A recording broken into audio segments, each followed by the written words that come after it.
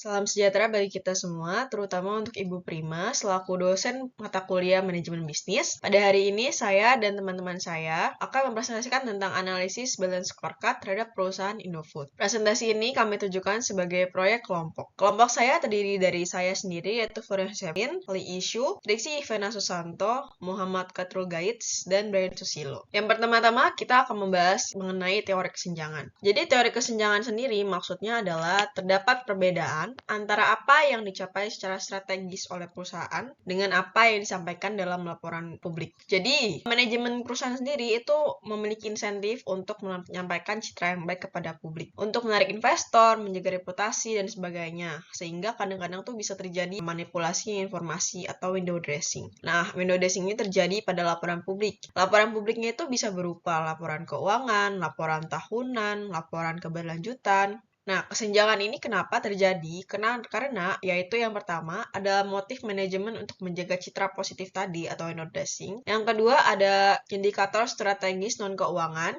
yang tidak dilaporkan. Yang ketiga, batasan standar pelaporan keuangan. Jadi, manajemen akan cenderung menyampaikan data dalam laporan itu sesuai batasan standar pelaporan keuangan, walaupun tidak mencerminkan yang sebenarnya. Untuk contoh kesenjangan kinerjanya yaitu misalnya, yang pertama, perusahaan tuh mengklaim dia menggunakan energi yang mendukung keberlanjutan, tetapi sebenarnya dia masih menggunakan energi fosil. Itu sangat bertolak belakang. Yang kedua, perusahaan menyatakan berorientasi pelanggan, tetapi tingkat prioritas pelanggan tuh menurun dan itu tidak dilaporkan dalam laporan publik tadi. Dan yang ketiga, laporan keuangan itu menunjukkan labanya naik, padahal budaya kerja internalnya itu malah memburuk. Jadi menciptakan suatu kesenjangan antara informasi aktual dengan informasi yang ada di dalam laporan publik. Pertama, kita membahas implikasi teori bagi kesenjangan. Bagi pemangku kepentingan, mereka perlu bersikap untuk lebih kritis terhadap laporan publik. Artinya, stakeholder tidak bisa hanya mengandalkan laporan keuangan atau laporan tahunan secara mentah. Mereka perlu menganalisis lebih dalam apakah informasi yang disajikan mencerminkan strategi yang sebenarnya dijalankan. Kedua, penting bagi pemangku kepentingan untuk memperhatikan indikator non-keuangan dan strategi jangka panjang perusahaan. Misalnya, komitmen perusahaan terhadap ESG, inovasi, atau pengembangan sumber daya manusia. Selanjutnya, bagi perusahaan, mereka perlu meningkatkan transparansi strategis mereka agar perusahaan didorong untuk lebih terbuka dalam menyampaikan strategi dan pencapaiannya. Baik yang berhasil maupun yang masih belum optimal, ini penting untuk membangun kepercayaan mereka terhadap pemangku kepentingan. Kedua itu mengembangkan pelaporan terintegrasi yang lebih holistik. Artinya, laporan perusahaan tidak hanya berisi angka keuangan, tapi juga mencakup aspek strategi, keberlanjutan, risiko jangka panjang, dan dampak sosial. Selain teori kesenjangan yang sebagai topik utama kita, ada 3 teori lagi yang kita bahas. Pertama itu legitimasi teori. Dalam teori ini, perusahaan dianggap berusaha untuk menjaga legitimasi sosial di mata masyarakat atau publik luas. Kedua adalah stakeholder teori. Menurut teori ini, perusahaan harus memenuhi ekspektasi para pemangku kepentingan, bukan hanya pemegang saham saja. Kesenjangan dalam pelaporan bisa mengganggu kepercayaan stakeholder. Terakhir adalah agensi teori, fokus adanya pada hubungan antara manajer dan pemilik modal. Kesenjangan sering muncul karena manajemen punya kontrol atas informasi dan bisa aja mereka menyembunyikan hal-hal yang tidak menguntungkan bagi mereka. Sekarang kita membahas tentang bagaimana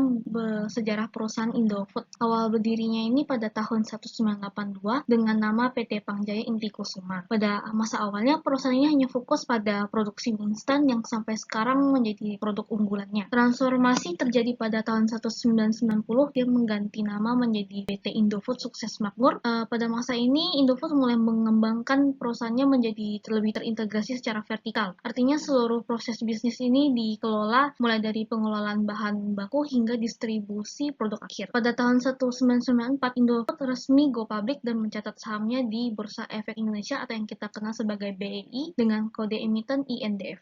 Kemudian di slide ini kami akan membahas mengenai sejarah perusahaan.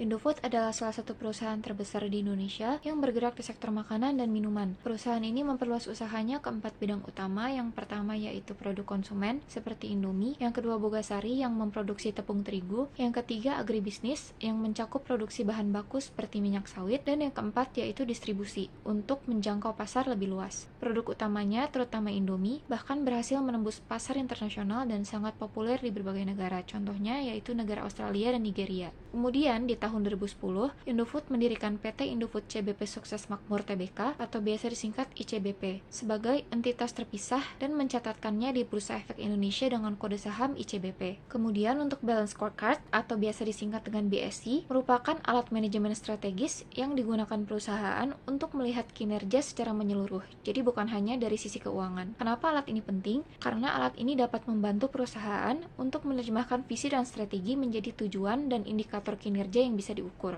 BSC pertama kali diperkenalkan oleh dua tokoh. Yang pertama Robert Kaplan dan yang kedua adalah David Norton. Keduanya ini memperkenalkan di tahun 1992 melalui artikel di Harvard Business Review. Nah, dari konsep ini kemudian digunakan oleh banyak organisasi di seluruh dunia sebagai acuan untuk mengelola dan mengevaluasi strategi secara lebih komprehensif. Slide selanjutnya yaitu tujuan dan perspektif dari Balance Scorecard. BSC ini memiliki 3 tujuan utama. Pertama, menyeimbangkan ukuran kinerja keuangan dan non-keuangan. Kedua, mencegah perusahaan hanya fokus pada laba jangka pendek. Ketiga, mendorong peningkatan kinerja berkelanjutan secara terstruktur. Untuk itu, BSC menggunakan 4 perspektif utama. Yang pertama adalah financial perspective, yang menilai apakah strategi meningkatkan nilai bagi pemegang saham. Yang kedua, customer perspective, yang melihat bagaimana perusahaan dapat dipersepsikan oleh pelanggan. Yang ketiga, internal business process, yaitu proses internal apa saja yang perlu diperbaiki agar perusahaan lebih efektif. Dan yang terakhir, learning and growth, yang menilai kemampuan perusahaan untuk terus berinovasi dan mengembangkan sumber daya manusia. Selanjutnya kami akan menjelaskan penerapan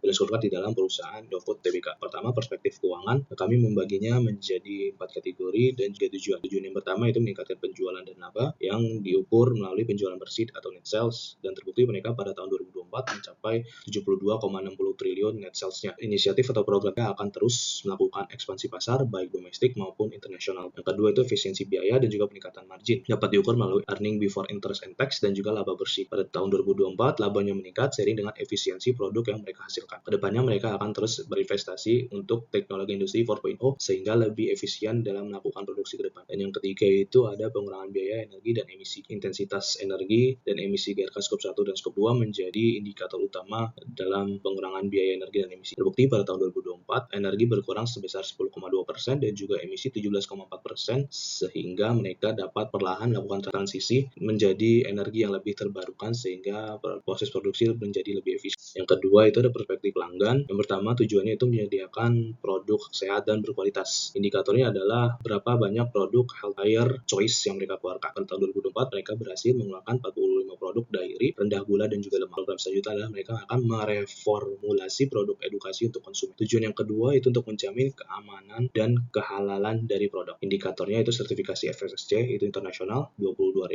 dan juga halal dari MUI. Terbukti pada tahun 2024 100% fasilitas yang mereka gunakan untuk produksi itu terverifikasi oleh FSSC 22.000 dan juga halal dari MUI. Kedepannya mereka akan meningkatkan lagi sertifikasi baik dari nasional yaitu BEP. Tujuan yang ketiga itu meningkatkan kesadaran gizi dan juga masyarakat. Indikator adalah jumlah peserta edukasi gizi yang menjadi target utama adalah ibu hamil. Tahun 2024 sebanyak 630.000 orang berhasil diedukasi. Program ini terus berlanjut semenjak dari tahun 2009 dengan nama Indofood Nutrition. Yang ketiga itu ada perspektif proses bisnis internal. Tujuan yang pertama itu meningkatkan efisiensi energi dan juga produksi. Di indikator adalah intensitas energi EGJ per ton produk. Mereka menghasilkan 4,38 GJ per ton produk. Selanjutnya adalah mereka akan melakukan sertifikasi ISO 5001 dan juga investasi efisiensi terhadap energi. Tujuan yang kedua itu meningkatkan produktivitas dan juga inovasi. Indikatornya adalah mereka akan penghargaan ISO QCC atas inovasi efisiensi. Dan terbukti divisi mie instan dari PT Indofood ini berhasil meraih penghargaan ISO QCC yang ada di Sri Lanka. Mereka akan terus melakukan inovasi-inovasi terhadap teknologi industri 4.0. Dan yang ketiga itu pengolahan limbah dan juga daur ulang. Yang menjadi indikatornya adalah berapa persen limbah padat non B3